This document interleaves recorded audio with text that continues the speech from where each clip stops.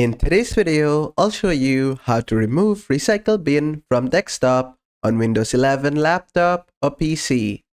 So for this, at first what you have to do is just be on your desktop, then just right click anywhere, and then just go to Personalize. Then scroll down a bit and you'll find Themes, Install, Create, and Manage. Just go inside this. And after you're in here, just scroll down a bit, and under Related Settings, you'll find Desktop Icon Settings. Just click on this. You can close out the old settings.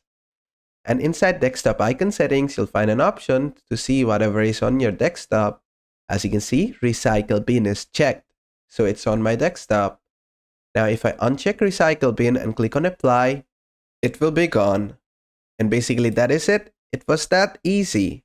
And basically that is how to remove Recycle Bin from your desktop on your Windows 11 laptop or PC.